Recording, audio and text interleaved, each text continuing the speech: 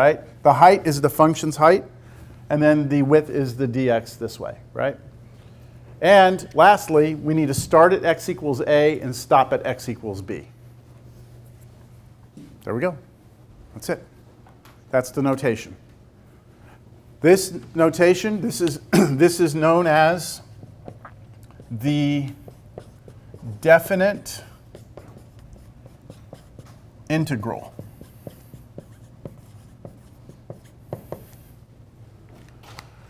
Now, we have 30 minutes left, right? I've said a lot, but we've done nothing here today, right? Like we haven't done a single example. We haven't done anything that's really productive in the sense of, you know, what am I going to see on the test, right? On the final. So I think it's time we get to a problem. So we look at this, right? And we realize that doing this sum would be extremely painful. Do you all understand how painful this sum would be? Like in general? To do like 1,000 rectangles or 1,000,000 rectangles or 1,000,000,000 rectangles or 1,000,000,000,000. I mean, that's just like lifetimes that could take to do just one problem, right? But this is the notation for it. If you could figure this out, that's the notation, all right? That means that. So mathematicians messed around. Some people tortured themselves with that for a long time. And then came the discovery of the fundamental theorem of calculus.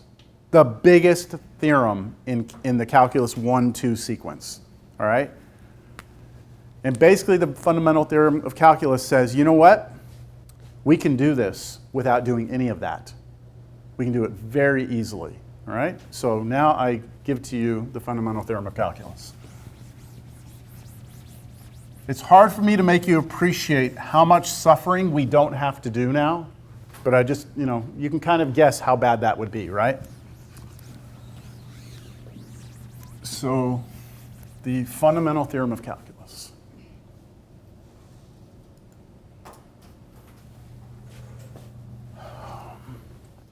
Which one? There's two versions of it. I just want to make sure that the book, I'm doing the second version. That way, if you look in the book, you'll... Yeah, it's the second version. All right. So, the fundamental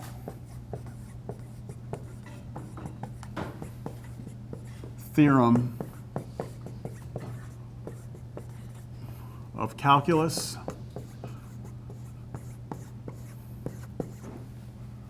this version I'm giving you is called the evaluation theorem.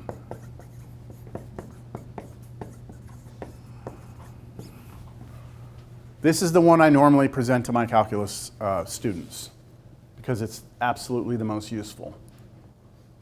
I want that cursor to go away. There we go.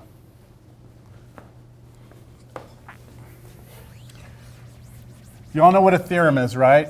A theorem is something that's been proven to be true. Mathematicians have agreed, yes, this is correct. I remember when I was a student studying math. Don't remember what year it was. Like not year, but I think I was a junior, senior. I think I was a junior in college. And I had to prove this theorem rigorously with a precise mathematical way of proving things. And I remember that I couldn't figure it out. And back then we didn't have Google and all these other places where you just go like, hey, show me the proof of the theorem, the fundamental theorem of calculus. We actually had to go figure it out. So I was working on it, couldn't figure it out. I actually had a dream where I figured it out in the dream. Now I know that sounds stupid, but that actually happened to me many, many times when I was in school. And it's not because it's some like weird gift or anything. I think when you're embedded into your studies so deeply that when you sleep, you almost are still subconsciously thinking about everything, but then other distractions aren't in the way. So I was able to there was one step I couldn't get past, but in this dream I kind of figured out the way around it. And so I woke up and I wrote it down, put it on this little whiteboard. I was all proud of it. So proud, I was going over to visit my parents that day, and I had it in the back of I had a little SUV, I had it in the little whiteboard, and I was going to show it to my dad. Not that he would understand it, but that he would like that I liked something, right? So I go over there, and I open up the back, and they had a dog. It was actually my brother's dog. He loved me, this dog, and he saw me and he came running. He thought we were going to the park. He jumped in the back of the car and sat down on the board and just, and he like erased half the shit that I had done, and with his little white fluffy tail and butt, and I lost the theorem. But I knew it already. Like at that point, I knew how to do it, so it was no big deal. But I remember this. It was a moment in my life I remember when I proved this for the first time. So it's a big theorem. Here's what it says. If you want to know what this is, okay, that's everything we were just studying, right? This is the area underneath that curve, right? From A to B, that's the area. That's the new notation I just gave you. If you want to know what this is, here's what it is.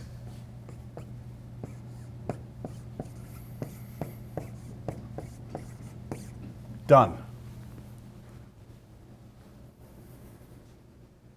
Okay, what in the hell does that say? It says that if you're looking at some graph, right, F, from A to B, and you want to know that area right there, then all you need to know is what's capital F? The antiderivative, right? All you have to do is go find me the antiderivative of that function, figure out what it is, and then just plug in that number into it, and then plug that number into it and subtract the two answers, and that's your area. What? Right? That does not seem like it should be that easy. But that's what it is. All right? Let me do an example. See, I'm not here to prove to you why this is true. You have to take this on faith, all right? Let's do an example. Let's do the problem that we started with, where we did the 4 rectangles. Let's do that problem. We wanted the area, where was it, 0 to 2? It was 0 to 2, right? And it was x squared, right? That was the thing that we were doing. That's the function. And then I put dx to it to represent, these are the heights of the rectangle. I'm summing up all these rectangles, right? These are the heights, those are the widths. Do y'all see that that's the same problem as the one I presented here?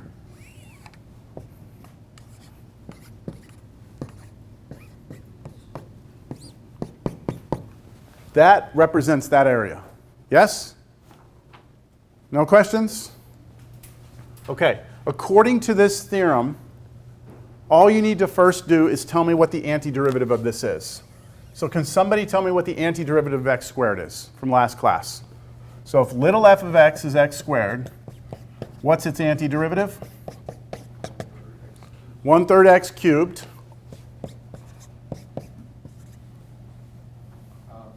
plus c, plus some constant, right? Plus any constant, right? Any constant I want. That's capital F. The fundamental theorem of calculus says what I need to do is take b. What's b for us here? 2. Take that b, and then this is a. So I'm going to do it in red. I need to do that, right? So capital F is, let me put a big set of parentheses around these. I'm going to do these in 2 different pieces. Capital F with B plugged in, isn't that capital F? I'm going to plug B into it. So that's 1/3 times what? What am I plugging in? 2. 2 cubed plus C, right? And then I do 1/3 times what cubed plus C? What am I plugging in? What's A for us? 0, right? So I'm just plugging that number in and that number in into the antiderivative. And whatever that turns out to be is my answer. So what is 2 cubed? 8 times 1/3, you get 8/3 plus the C minus 0 cubed, that all goes away, but we still have C over here, don't we? So minus C. The C's cancel. The C's will cancel every single time you do this. And all you're left with is 8/3. And that sure beats doing millions of rectangles, doesn't it? Yes. The C, okay, so since the C's cancel every time, we stop writing C when we do these definite integrals. Who has a question?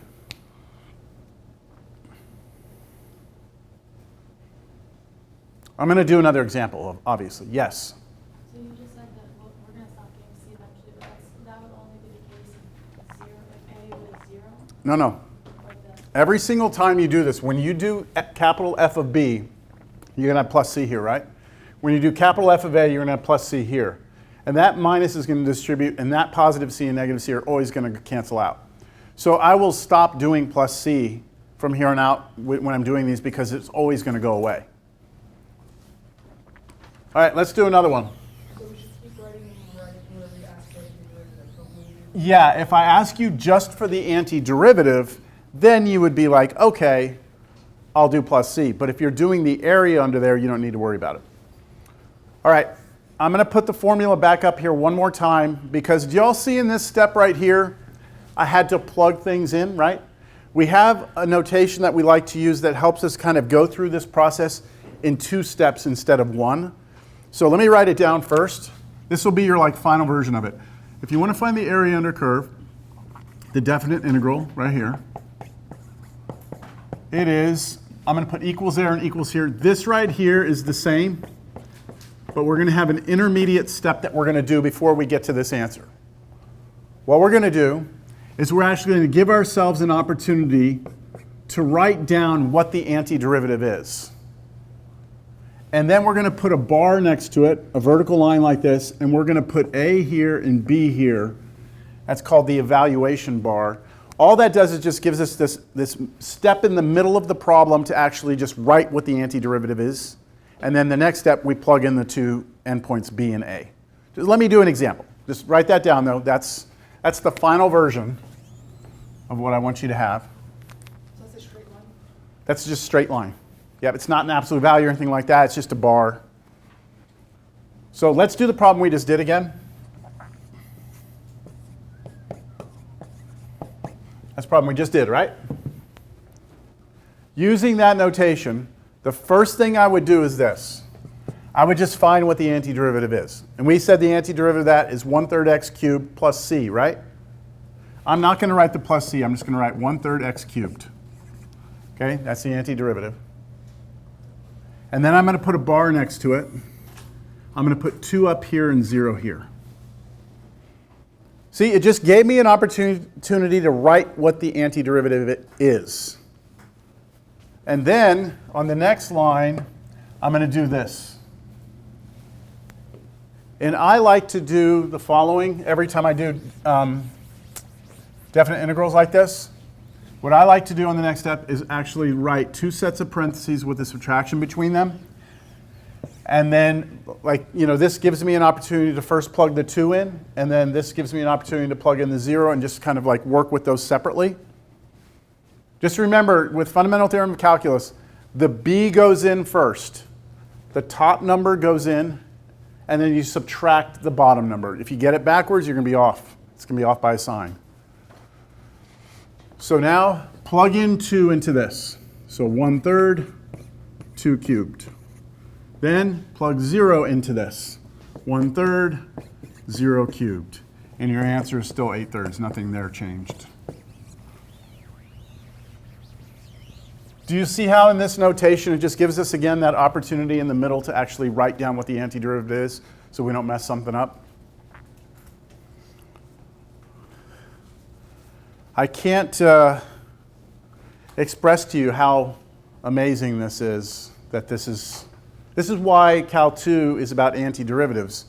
Because if you can find an antiderivative of something, then you can find the area under it, right? And then this extends to a bunch of other things, like if this is distance and this is your force, then the area underneath a curve is actually force times distance. And do you all know what that is in physics? Force times distance? Anyone taking physics? Force times displacement? No? It's work. So the area, so for us area is area, but in another class the area under a curve could actually be a quantity that's important to us, like work. measuring the amount of work done, moving an object from this point to this point.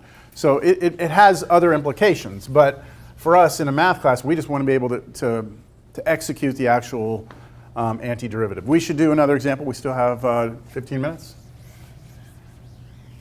You all don't seem as excited about the fundamental theorem of calculus as I am, and I've known about it for a long time. No? Hey, I gave you these formulas because my intention when I started class was to actually do some Riemann sums by hand, some really nasty ones, to make us appreciate the fundamental theorem. But time-wise, I decided not to. So I gave you these. Now these are just for your own joy and pleasure. This is actually a cool one, this first one. This is like, if you think, I call this the birthday formula, because if you think about like on your first birthday, you had 1 candle on your cake, and then on your second birthday you had 2 candles, and on your third birthday you had 3, right? Just hypothetically, right? Then you could say like, oh, when I'm 25 years old, how many candles have I blown out for my birthday? 1 plus 2 plus 3, all the way to 25. It would be that formula, right? I used that a while back because my wife's grandfather turned 103. He's passed away, but 103, right? And I was like, damn. So I was talking to him about how many candles he's blown out, right? And I was just using that formula, right? Okay, so those are for your own pleasure later on somewhere, maybe, who knows. All right.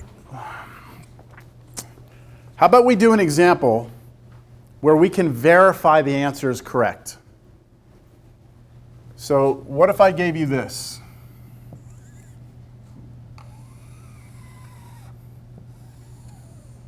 I don't want that straight line down, sorry. This is the function f of x equals x. And I want you to go from 0 to 4. And I want you to find the area underneath that. All right, without doing any calculus, how would you find that area? How wide is it? How tall is it? Well, it's f of x equals x, right? So how tall is this? This is 4, right? So the area of that triangle is 1/2 base times height. So half of this, this times this. 4 times 4 is 16. Take half of that, right? The area of this should be 8. Y'all agree? The area of that triangle should be 8. The fundamental theorem of calculus better give us an answer of 8. So I'm going to do the definite integral. Where am I going to start? Where am I stopping? 0. Start at 0. This is always your starting point. Your ending point is up here, 4. What is it that measures the heights of my rectangles? What's the function? What is it? X. And then whenever we're doing definite integrals, we also have to include the dx. The dx gives us the width, right?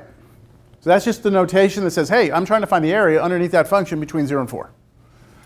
But according to the fundamental theorem of calculus, all I have to do is find the antiderivative of x, which is 1/2 x squared. That's from last class, right? And then evaluation bar, the 0 on the bottom, the 4 on the top. Equals. Now, again, I like to do 2 sets of parentheses with subtraction between them. I'm going to plug 4 into that first. Right? 4 into this.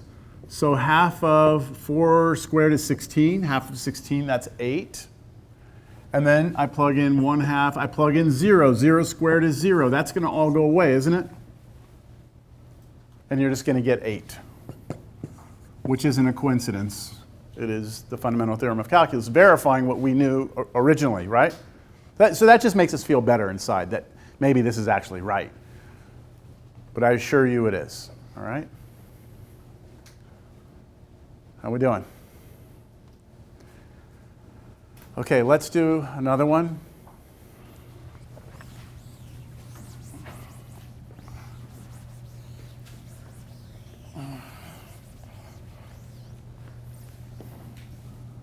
Find the area under one arc of the sine function.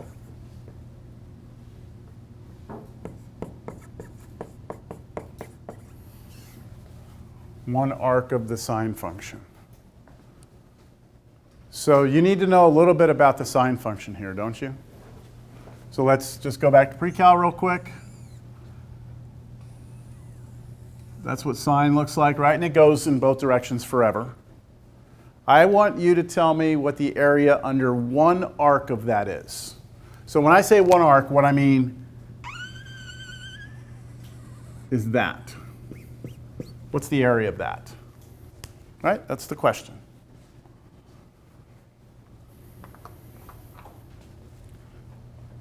So do we know where this function, well, do we know what the function is?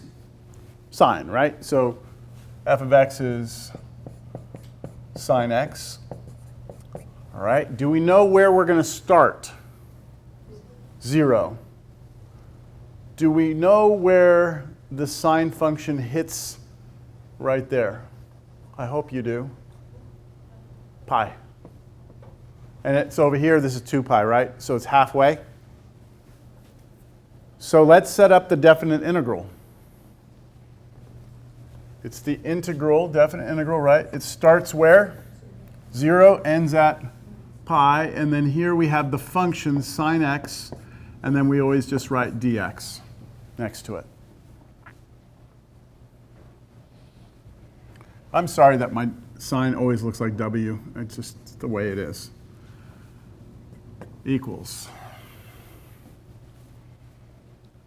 All right, fundamental theorem of calculus, right?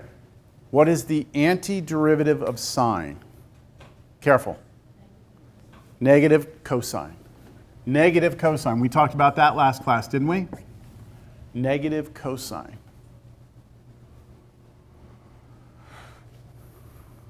And then I put negative cosine x, sorry. And then I put the evaluation bar down here, I put 0, and here I put pi. Then I put equals, I put 2 sets of parentheses so I can plug in. When I plug in pi, I get negative cosine of pi. When I plug in 0, I get negative cosine of 0. And now you need to know a little bit about cosine. Ignore this negative. What is cosine of pi? Cosine is the x-coordinate on the unit circle.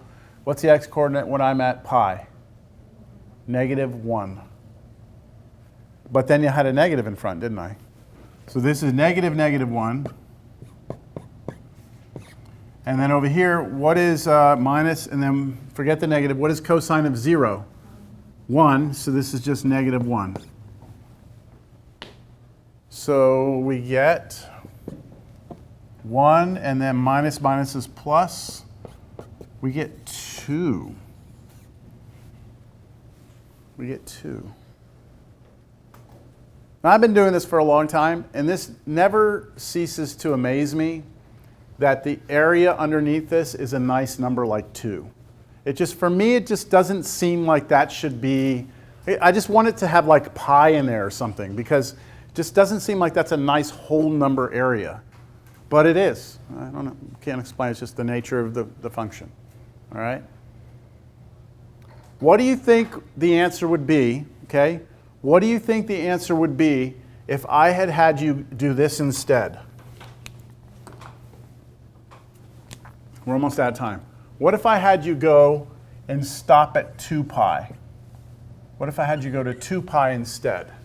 What do you think? What do you think your answer would be? 4, right?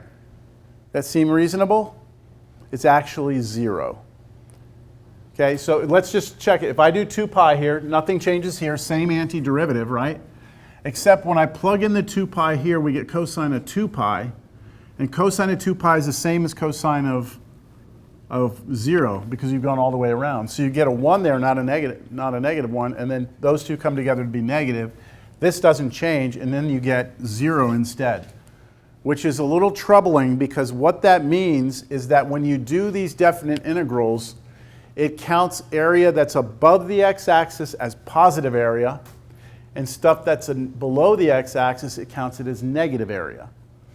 And it does that because remember when we do the Riemann sums, the rectangles look like this, right? Over here the rectangles are there, but over here the rectangles are like this, right? So when I'm over here, the width is a positive number and the height is a positive number, right? Because I'm above the x-axis. So when I do width times height, I get a positive number. But when I'm over here, the width is positive, but now your height is negative because it's trying to pick up the function's value at that point, which is below the x-axis. So you get a negative times a positive, which is negative. So it doesn't know we're talking, the Riemann sum doesn't know we're talking about rectangles. So it's going to treat a negative times positive as negative. So these two areas are the same, they cancel each other out, and that's why you'd get 0. So we have to be careful in Cal 2 because if we're trying to find the area between a function and the x-axis, if it ever dips down below, we might have to break up the integral into two pieces. Like go from here to here, and then go from here to here, and just whatever this answer is, turn it into the positive answer. So there's more, of course, more things to concern ourselves with. But I think you have the general idea here.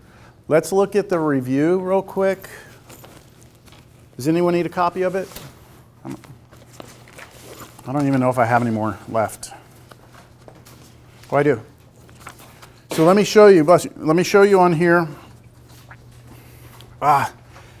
So on the first one, the part 1, you actually can't do any of those yet.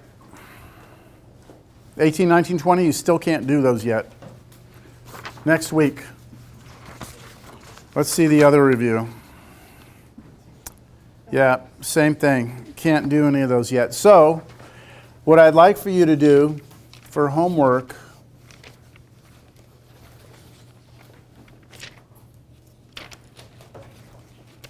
for practice.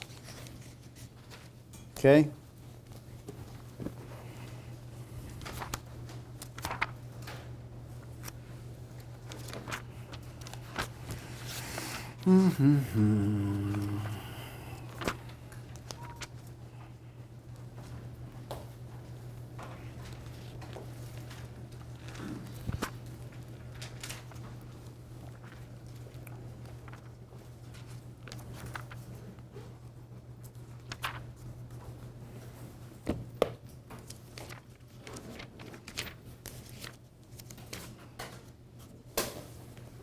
So for homework, I think what would be good is actually at a 5.3. It's in the ebook, it's page 289. I think that it would be definitely good for you to try 1 through 6. And then if you feel ambitious, you know, try to go 7 through 12. I wouldn't go past that. Oh, you can try, but the first 6 are all polynomials. So finding the antiderivative. So all of these problems are going to be, they don't ask for your area, they give you the actual definite integral, like -1 to 2, then they'll give you some function here, dx. And so you have to go find the antiderivative of it, and then plug in the two numbers, subtract, and you're done. All right? So this is actually more practice with antiderivatives, right? It's more practice, but now we're integrating that with the actual fundamental theorem of calculus. Okay, everyone, that's it. Next week, we have 2 classes. We're going to do more, and then we have a final after. Yes? Oh, 5.3 is called the definite integral. I forgot to show y'all something. If you're interested about grades, I just wanted to show you. You don't have to stay. Kind of where the class is. Go a little bit smaller here. So right now, these are all the students in the class right now. There's no names, obviously, but listed from highest. This is the average in the class right now. The highest grade in the class right now is a 97.03, average over everything. And then it goes down. And then this is the class average. So these are the students' averages, that's the class. So the class average is almost a B in the class right now. And then what I did is I calculated what each particular student would need for an A, a B, or a C in the class. Because the only thing really left is the final, right? It's 25% of your grade. So the average student needs 124 on the final to get an A. So most students in the class can't get an A, as you can see from this. If you're blacked out, that means that grade's not possible. And so, like, for example, the top student in the class only needs to get a 68.9 on the final to keep their A. To get a B, they have to get a 28.9. And to pass the class, well, they could actually die and they'd still pass the class, right? Because they don't even have to be here, right? So I hope that doesn't happen, whoever that is, right? And then just take, wherever you are, like if you're here, then you can see that mathematically you can't pass, you can't get an A, sorry, to get a B and then to get a C, right? Now, I hate showing things like this because for some people it's a little discouraging, like, man, I can't get an A anymore. And you know what? I'm just going to take the pedal off the gas and I'm just going to focus on my other class and just study enough. I need to come into the final and just be able to get a 50. If I get a 50, I'll get my C and I'll be happy. So I don't like doing this because I don't know, sometimes it discourages students, but I want you to see where the class stands. I think this is not a high average, but I think that's a pretty good average going into the final.